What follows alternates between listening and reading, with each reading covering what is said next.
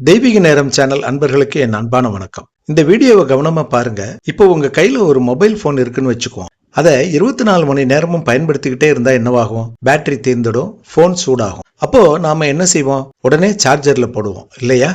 நம்ம மூளையும் அப்படித்தான். காலையில எழுந்ததுல இருந்து இரவு தூங்குற வரையும் ஓடிட்டே இருக்கு. பல கவலைகள், வேலை பளு, சமூக ஊடகங்களோட இரைச்சல். அது சரி, உங்க மனசுக்கு நீங்க எப்ப சார்ஜ் போட்டீங்க?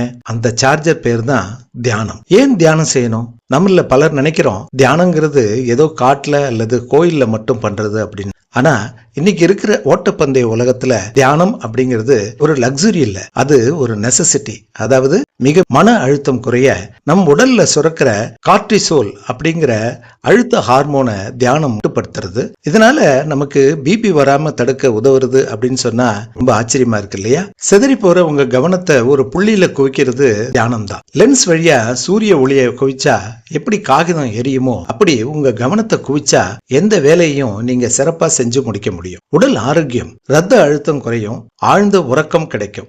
எல்லாவற்றுக்கும் மேலாக உங்கள் முகத்துல ஒரு புன்னகையும் பொலிவும் கிடைக்கும் அப்படின்னு சொன்னா எவ்வளவு சந்தோஷமா இருக்கு இல்லையா? அது சரி, தியானம் எப்படி செய்யறது?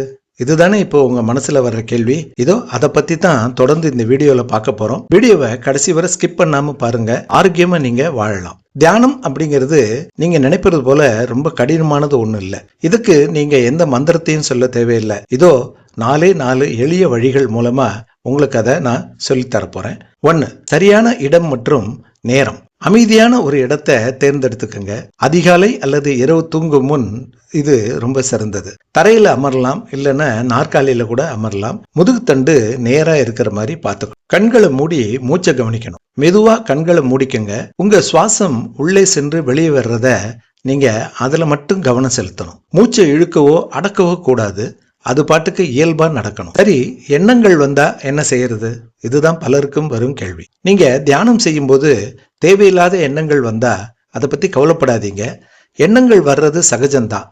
அந்த எண்ணங்களோட நீங்க சண்டை போடக்கூடாது. ஒரு மேகத்தை வேடிக்கை பார்க்கறது போல பார்த்துட்டு மீண்டும் உங்கள் கவனத்துக்கே மூச்சை திருப்பணும். நேரம் ஆரம்பத்துல வெறும் 5 முதல் 10 நிமிடங்கள் மட்டும் செய்யுங்க. அதுவே போதுமானது. தொடர் முயற்சியின் ரகசியம், அதாவது கன்சிஸ்டன்சி. ஒரே நாள்ல தியானம் செஞ்சுட்டு எனக்கு ஞானம் கிடைக்கலையே அப்படின்னு சொல்லக்கூடாது. ஜிம்முக்கு போறாங்க, ஜிம்முக்கு போன முதல் நாளே 6 பேக்ஸ் வருதா என்ன? கிடையாது. அது போலத்தான் இதுவும். உங்க மனசுல உடற்பயிற்சி இது, தினமும் நான் தியானம் செய்யணும் அப்படிங்கிற ஒரு மாற்றத்தை மெதுவா ஆனா உறுதியா கொண்டு வந்து தினம் செய்யணும். நண்பர்களே, உலகம் உங்களை எங்கு வேண்டுமானாலும் தள்ளி கொண்டு போகட்டும். ஆனால் ஒரு நாளைக்கு சில நிமிடங்கள் மட்டும் உங்களுக்காக நீங்க செலவு பண்ணுங்க. அமைதி என்பது வெளி உலகில் அல்ல, அது உங்களுக்குள்ளதான் இருக்கு அப்படிங்கிறத நீங்க உணரணும். அதை தேடி நம்ம பயணிக்கிறது தான் இந்த தியானம். இன்னைக்கே தொடங்குங்க. உங்க வாழ்க்கையில ஏற்பட்ட மாற்றங்களை என்னோட கமெண்ட்ல பகிர்ந்து கொள்ளுங்கள். இந்த வீடியோ பயனுள்ளதாக இருந்தா உங்க நண்பர் உறவினருக்கு ஷேர் பண்ணுங்க.